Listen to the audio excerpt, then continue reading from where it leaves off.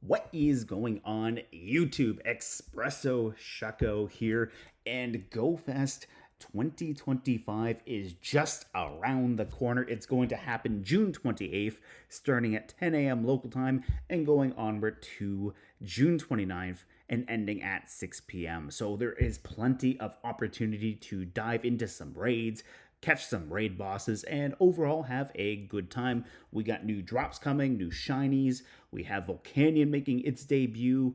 And hyper training. Yeah, hyper training is going to be a thing in Go, which that's nothing new for the VGC side of things. But hey, I'm excited to see where this goes with Pokemon Go. Now, I thought it would be kind of fun to talk about what's going to happen with this event since I don't really have a whole lot of Pokemon Go content on the channel. It's mostly VGC stuff, aside from the odd shorts here and there, but I thought it would be kind of fun to just take a look at the news on the main website and talk about what's going on. So without further ado, let's get my face off of the camera, or rather into a smaller section of the screen, and get into the actual details of the event. Starting off here, we got a nice little preview photo to show the beginning of the event here, and we have Klefki and Skiddo front and sort of center.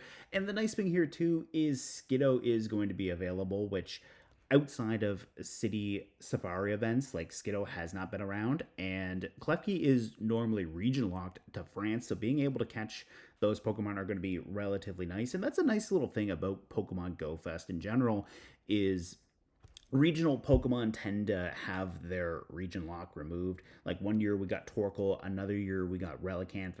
Actually, it might have been the same region. It might have been the same year. I don't remember. But anyways, last year we got Maractus and Sigilif.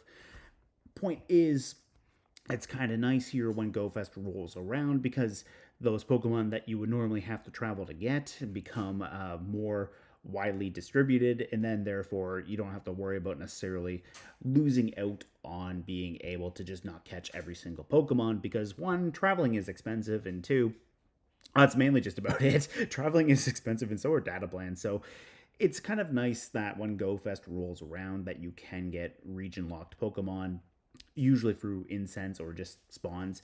And the other thing too about GoFest is GoFest, you don't necessarily have to purchase a ticket to play the event. Now, ticket holders for GoFest Global will have access to certain things that free-to-play players will not have, so that's where they make their money. They try to incentivize you to be able to get that ticket and then just have access to the full event. But if you don't want to shell out some clams on that, you can always just go for the free-to-play option as well. And I'm not 100% certain how it works out for ticket holders and free-to-play players. Like, if a ticket holder tries to invite you to a raid, I don't know how it works out, but it might work. I don't know. If you guys know, and if there's anything I say that I get either wrong or just don't know about, be sure to let me know down in the comments below. Like, kind of new to this as far as talking about some of the Go stuff. Like, I'm just kind of dipping my toes into the waters here to see how it goes. So anyways, without further ado, let's scroll down into the main website. So we got the date and time breakdown. So in case you missed it when I was going through the intro, it's going to take place June 28th and 29th. It's going to start 10 a.m. each day, and it's going to go to 6 p.m. Each day as well. And I think in the downtime in between 6:01 p.m. on the 28th, like, I think if there's any evolution-based things, they should still be active for the in-between duration. And if not, well, they start right back up at 10 a.m. So that's fairly early into the morning. Like, it's a long day when you go out for GoFest if you intend to play the entire weekend. So it can be long, but it's a fun time when you get together with some of your friends and just go out and play the game. Especially if you make a day out of it, like grab lunch somewhere or even just bring snacks. It's a good time. Anyways, a little bit of the breakdown here. If you do get a ticket, tickets are currently available to purchase up until the last day of the event, and unlike the in-person experiences, trainers don't need to worry about the global event selling out. Trainers who purchase their ticket on the Pokemon Go web store will also receive 3 premium battle passes, 5 rare candies, and 5 max revives at no additional cost. And the other thing too is trainers with an event ticket will receive special bonuses and rewards, including an encounter with the mythical Pokemon Volcanion. So kind of what I was saying there about playing free to play versus buying the ticket. But one other thing too is typically we see like a mythical debut during GoFest, and then usually like I would say anywhere between 6 months to a year after that GoFest. Usually they become available in free special research, so there is that as well. So Bob's your uncle. If you want to get the ticket, you can get the ticket, and if you don't want it, well, it'll eventually make its way around. It's just a matter of patience if you don't want to purchase the ticket as well. So there is that too.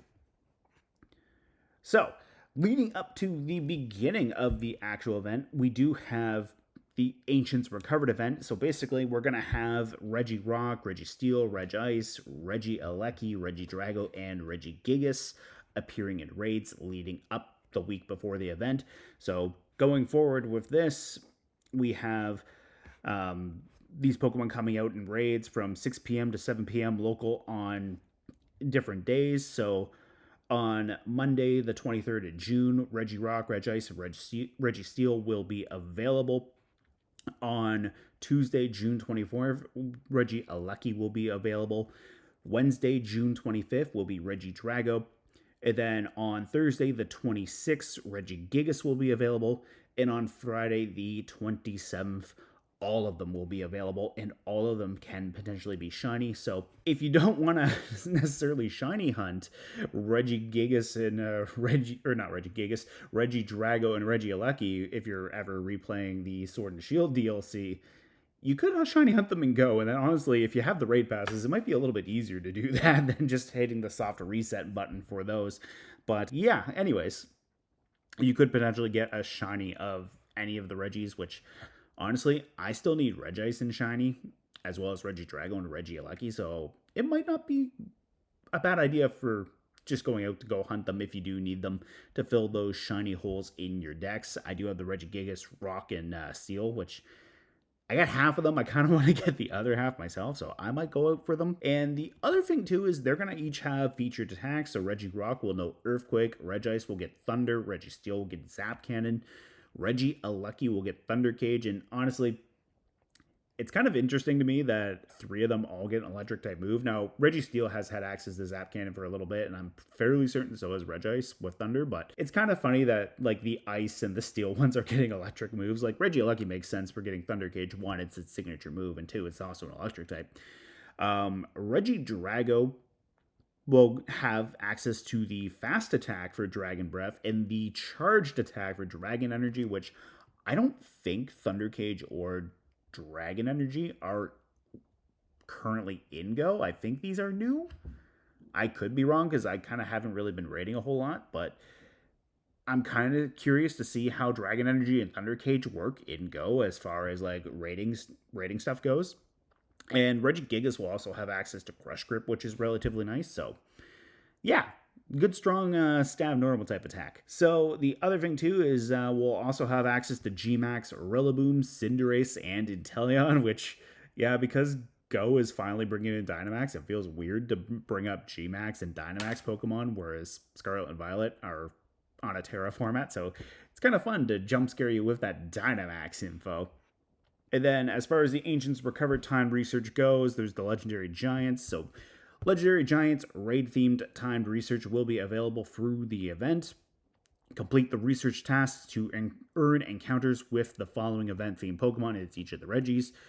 And trainers who complete this timed research will get to make a surprise choice, and they'll have the opportunity to repeat the research multiple times. Now, that's kind of interesting. And to be completely transparent with you guys, some of this info I'm reading for the first time live on camera, so I'm finding this out the same time you guys are if you haven't already read it. So that's kind of interesting to see how that'll work with the research stuff. So if we can repeat it multiple times, like, that might be my way of getting my Regice and Regieleki and Regidrago if people don't want to do raids for them. So that might be interesting. And then we have time to research the Fleeting Legends ticket. So the ticket will be available for purchase from June 23rd, 10 a.m. to June 29th at 6 p.m. So, you know, when GoFest ends, for $7.99 US, or the equivalent pricing in your local currency, so probably closer to $10 for me because I'm Canadian. You'll receive event exclusive timed research leading to an encounter with your choice of Galarian, Articuno, Zapdos, or Moltres. So that's neat. I'm missing holes there too, so yeah. All right, and then we also have the Fleeting Legends Ultra Ticket Box. The Fleeting Legends Ultra Ticket Box will be available on the Go web store for $7.99, or whatever your currency is. And this includes an event timed research ticket, a bonus premium battle pass, 1 max particle pack, and 5 Ultra Balls. And we're also going to have debut backgrounds because, of course we are. We're going to have Zacian Zamazenta with some pretty sharp looking backgrounds, actually, not going to lie. And I do like the backgrounds behind the Reggies with the stone Pokeball behind them. So that's pretty cool looking. And then we got the 6 Pokemon right there. And Richie Lucky's just being the bouncing light bulb that it is, just showing off the background. So that does look pretty sharp, not gonna lie. As far as the global challenge goes, trainers around the world will be able to work together to complete a global challenge during the event. If the event is completed in time, all trainers will benefit from the following bonuses until the end of 2025's Global Go Fest event. Premier Balls will be more effective at catching Pokemon after raids, and Party Power will charge faster in raids, which honestly, Party Power is kind of nice to have that extra damage output there, so that is nice. Please note that the Ancients Recover Global Challenge will run from Sunday, June 22nd at 1 p.m. PDT, 2000 hours UTC to June 27th, 2025 at 1 p.m. PDT. So as far as some event bonuses goes, remote raid pass limits will be increased to 30 from Monday, June 23rd to Thursday, June 26th. No remote raid limit from Friday, June 27th to Sunday, June 29th. Trainers that are level 31 and up are guaranteed to receive Candy XL for trading Pokemon from June 23rd at 10 a.m. local to June 29th, 11:59 p.m. local time. Trainers can receive special event stickers from Pokestops and gifts. Yay, more stickers. I should be trying to be hyped for stuff, but stickers, I don't know. The appeal is just not there for me when it comes to the stickers. Like, if the stickers gave us like bonus Stardust or EXP for just putting them on gifts, sure, I'd be a lot more excited, but I don't know. I just don't feel the joy and whimsy when it comes to the stickers. Now, that's pretty much it for the Ancients Recovered, and we'll dive back into the main website right here. So, what else is new? Well, ticket holders will have access to a Volcanion encounter with special research, so there is going to be that. Honestly, it's a cool Pokemon. It's Fire Water. It's a very it is a very exclusive Pokemon here because it's going to be making its debut, and it will probably be a while, but eventually there probably will be special research made public eventually for Volcanion. So that is one nice thing here too, if you did purchase the ticket. Now, full transparency, I did purchase the ticket, and I also got that little Skiddo timed research lead up to GoFest. So yeah, I think the deadline for that was April 15th, but anyways, yeah, I did purchase the ticket, so I will be grinding away at that special research to get the Volcanion, which honestly, I think that would be okay. So now we got Skiddo and Klefki, so on the note of the Skiddo timed research leading up to it, being able to get more Skiddo will be kind of nice to be able to get some more candy to evolve it to Go-Goat, and honestly, while Go-Goat doesn't do the most in VGC, I'm kind of curious to see how it might work out in Go for PvP. So yeah, that might be fun. And you know, like Klefki, it will be nice to get Klefki there. And now we got some shiny debuts. So Carbink is going to be shiny, which is going to be nice. Like shiny Carbink's a nice Pokemon. And Frigibax and its evolutionary line all the way up to Baxcalibur, they'll have shinies available as well. So that'll be fun. And Baxcalibur is a nice looking shiny. It's a little bit subtle, but honestly, I like it with the purple claws on its hands. So like, yeah, that's pretty cool. At least I think those are claws, like the little red things. I don't know if they're claws or feathers or what, but anyways, they turn purple. That's the main thing, and the main body just turns a little bit of a different tint, but it's a nice shiny. I do like it, although it is more subtle than I would normally like for a shiny Pokemon. Now, featured Pokemon here for the event. As far as raids go, we have Frigibax and Costume Pikachu with a top hat, which they're calling the Dapper Pikachu. So there's going to be a red accented suit, a blue one, and a yellow one. And honestly, going back to when they did the One Piece collaboration with the Pikachu with the straw hat, the Dapper Pikachu with the blue accent reminds me of Sabo. So, yeah, I will be shiny hunting that. Not going to lie. I will be shiny hunting the blue one extensively. The other two, if I get them, I get them. But anyways, I do want that blue one. A post-recording Shucko here, and I realized I made a little bit of a mistake here while I was talking about the spawn rates, and I realized that it was an interactive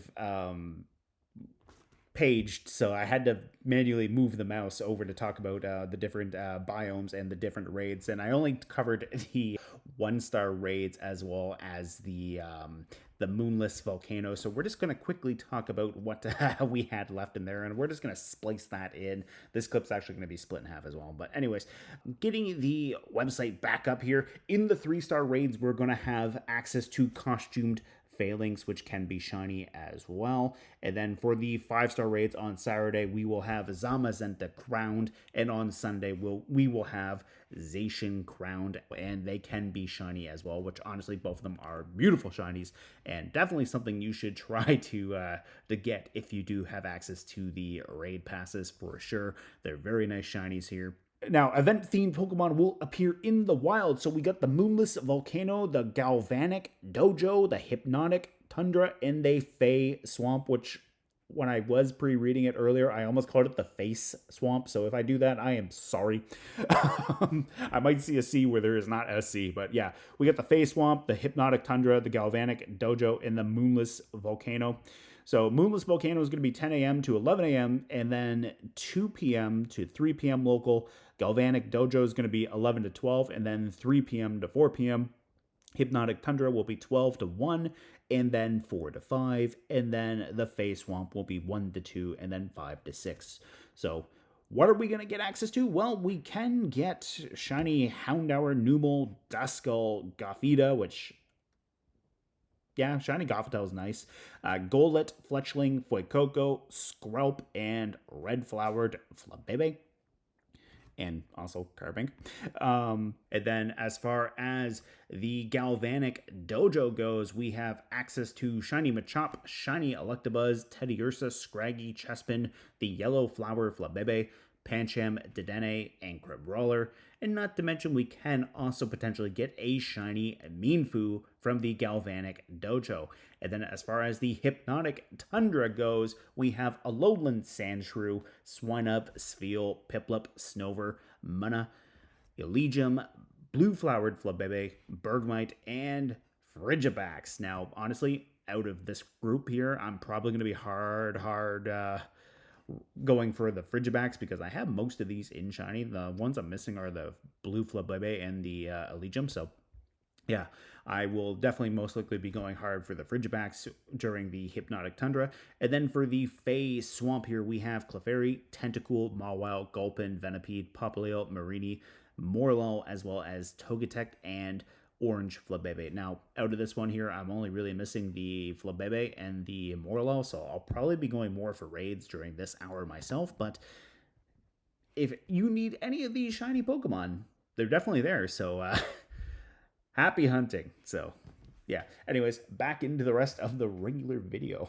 And then as far as day-long Pokemon encounters go, on Saturday, Shield-themed Pokemon will appear throughout the day in addition to the rotating habitats. So we'll have Chansey, Skarmory, Larvitar, Shieldon, Shelmet, Vullaby, and Oranguru. Now, if I remember right, I think these were all version exclusives outside of the Chansey in Shield. And we also get Goomy.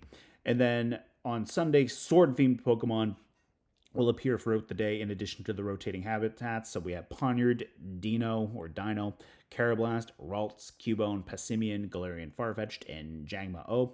And Jangma-O is also getting a Community Day right before this too, so if you don't get to play Community Day, there's your bonus makeup chance to try to get it before Community Day in December rolls around and they bring back the other ones if they do that for 2025, which they have before, so we'll probably see that. But anyways, if you miss out on Jangma O Community Day, well, there's your bonus chance to try to get another shiny one on Sunday. So now, as far as your Incense encounters go, during the Moonless Volcano, we'll get Torkoal. The Galvanic Dojo will get Skiddo, Pachirisu for the Hypnotic Tundra, and Klefki for the Fey Swamp. And outside of Klefki, they can all be shiny, so that's relatively nice. And then we have unknowns for ticket holders. We have the letter D, E, H, I, L, and S. And additionally, for ticket holders, the following Pokemon will be attracted to Incense except for the daily adventure Incense on Sunday during event hours: D, O, R, S, and W. So, fun times if you like collecting unknowns, especially if you like collecting shiny unknowns. Now, as far as research goes, we have the Volcanion research as well. And then let's see right here some bonuses. So surprise encounters in Go Snapshot when taking snapshots during the event. So we'll have increased those. Lure hours will last for a 1 hour duration. And party play duration increased from 3 hours to 8 hours. So you don't have to worry about resetting your party if you hit the limits for that. We have increased chance of encountering shiny Pokemon, which always good for them to announce because I don't remember what event it was, but they didn't increase the amount of the shiny odds, and people were kind of losing their minds over it on the internet. So yeah, fun times. Hourly global challenges with exciting rewards Saturday and Sunday. Special research leading to an encounter with Volcanion. Oh, I should also make a note that this is for ticket holders as well. Habitat-themed collection challenges. Special research with branching paths for sword or shield. Different Pokemon will be attracted to Incense, and 3 surprise encounters in Go Snapshot per day. We also have your buddy will gain more hearts for all friendship activities. You will get up to 9 free raid passes per day by spinning photo discs at gyms. We have the ability to open up to 40 gifts per day, up to 6 special trades per day, and half the cost of Stardust for trades as well. And then if you really want to, you can also buy a GoFest t-shirt as well. So, fun times. Now, we're not going to touch on the real world events because all of them have gone by. But anyways, that's the big thing as far as the main website is currently showing. And then we also have access to some new things as well. So we have hyper training coming out, which hyper training is nothing new on the VGC side of things, but this is going to be nice because this will be able to increase the IVs of a Pokemon. So let's talk about hyper training. Hyper training feels like it's going to be really great if you have some Pokemon very close to being a hundo. And in my case, I have a lucky Metagross with max HP and defense and just the tiniest little sliver missing out of its attack. So that might be fun to bump up, or even my Baxcalibur or my Kyurem White, because my Kyurem White is like max attack, max defense, and like almost max HP. So that might be nice to max that one out, and then that way too, I have both a Kyurem White and a Kyurem Black that are perfect hundos. So that could be fun. But hyper training. What is hyper training? Hyper training is a new way for trainers to increase a Pokemon's HP, attack, and defense. By completing the Go Pass Deluxe Ancients Recovered, trainers will be able to earn a gold bottle cap. This item is used to start hyper training that you can complete to increase all of a Pokemon's stats. Gold bottle caps. Now, the interesting thing too is that they're introducing this as a gold bottle cap, for those who only play Go. In the main series, like bottle caps and gold bottle caps can be used to hyper train your Pokemon. A gold bottle cap in main series boosts all of your stats, whereas a regular bottle cap just does 1 out of the main 6 stats. So the fact that Go is introducing this as the gold bottle cap is making me hopeful that it's going to be all stats and not just an individual one. So that could be relatively nice, depending on what the requirements to hypertrain are. So the gold bottle cap is an exciting one-time use item that you can earn by completing Go Pass Deluxe Ancients Recovered. You can use it to start hypertraining with one of your Pokemon. The Pokemon just needs to be a good buddy or higher, which that's relatively nice because the main series is based off of your level. So like in main series, when it was first introduced, which I think was back in Gen 7, you had to have your Pokemon to level 100. Now, obviously, you can't do that in Go because the max level is 50. But in Generation 9, they lowered the cap from 100 to 50 to be able to Hyper Train. So that is nice that you just have to have your buddy be good buddy, which honestly, it's a low enough buddy tier. You should be able to get that pretty quick, which will be relatively easy to do. Now, gold bottle caps earned from Go Pass Deluxe Ancients Recover expire, so remember to use it. It's like the Lucky Trinket. You gotta make sure you use it, and honestly, they'll probably remind you, like whenever you sign into the game, if you're while you're holding the item, that you have so many days to use it. So that'd probably be good. The gold bottle cap will expire on Sunday, July 6th at 11:59 p.m. local time, regardless of when you claimed it. So that is also very good to know too. Like, don't just not claim it and think that you're golden. Like, use it. Claim it and use it. You have until July 6th to figure out what you want to use on it. So, or even to get that buddy friendship requirement up there too. So you do have that. Oh, here's something good to know. When selecting a trainee, you will be able to choose which stats you would like to train. Gold bottle caps are extremely rare, and obtaining one is a special occasion. So that's an okay. So I don't know how I feel about that. Whereas it says you can choose, like, I feel like that's going to be, I feel like it's just, they're just going to compress the gold bottle cap and the regular bottle cap and just give it the effects of the regular bottle cap, which honestly, I have mixed feelings about that. I don't really like that little bit of the detail. But yeah, anyways, you will be able to choose the stat. So I wonder how it's going to work with the IV bumps, if it's just going to go straight to perfect, or, ooh, I just had a thought. If they do introduce the regular bottle cap, maybe it's just upping the IV by one bump at a time. Yeah, I don't like that. I hope I didn't just put that into the universe, but yeah. Anyways, but moving on, training tasks. Once you've given your chosen trainee a gold bottle cap, it's time to start hyper training. To train, you will complete various tasks themed to the stats you plan to raise. Attack, battle alongside your trainee while they're your buddy. Defense, strengthen your bond with your buddy Pokemon trainee by playing together, exploring, and catching Pokemon. HP, explore alongside your trainee as a buddy. This can include spinning Pokestops, earning a buddy candy, or other adventures. Now, keep in mind, if you're going to do this for a legendary Pokemon, they typically tend to be 20 kilometers for buddy distance, so you might want to have a few Poffins if you're going to do that. Well, actually, I don't think you can do that, because that would be for your defense. Okay. I am learning and speculating and putting horrible things into the world. I am sorry. Anyways, there's that. And then they just have the... Oh, here we go. Once you use your gold bottle cap, you'll have 365 days, so, you'll have a year to complete your hyper training tasks. It's a long and challenging course, but once you complete it, your trainee will be stronger than ever. Now, I wonder, because it says you can choose, I wonder if it'll give you the tasks to increase all three stats, which if they do, that works out really nicely.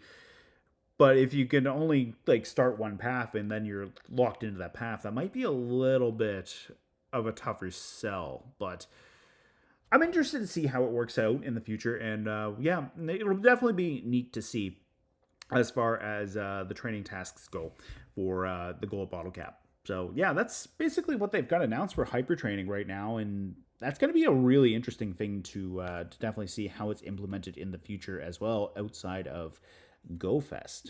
Hey, suddenly I'm back over to full face cam here, and not to throw that off, but I think that's just about it, to be completely honest with you. I thought there was another page of news to talk about from the main website, but it looks like it's just the genuine get hype page talking about GoFest coming around the corner, which honestly, that was kind of the whole point of this video, so I don't really feel the need to have to jump into that there.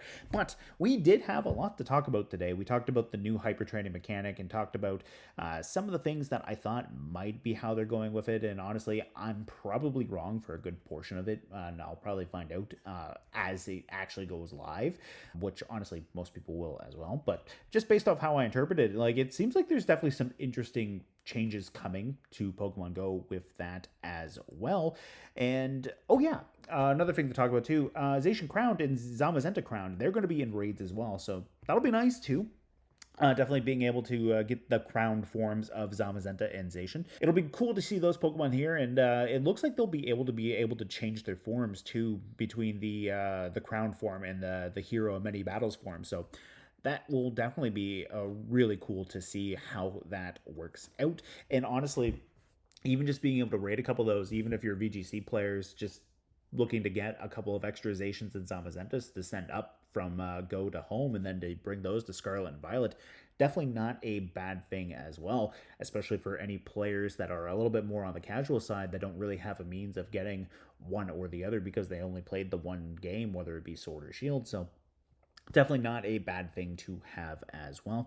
We also did talk about the Volcanion research that's going to be coming out to get it. We mentioned that Klefki and Skiddo are going to be available, as well as talked about the different Pokemon that are going to be appearing during the different biomes for the event as well, and during the time periods of when those biomes will be going live. So honestly, GoFest looks like it's going to shape up to be a fairly fun time. I'm excited for it. I hope you guys are excited for it as well. And like I said, if I made any mistakes in the video, be sure to let me know down in the comments below. And honestly, if you have any feelings about the event in general, feel free to share those as well. Are you hyped? Are you kind of just sitting on the fence like, meh, it's GoFest?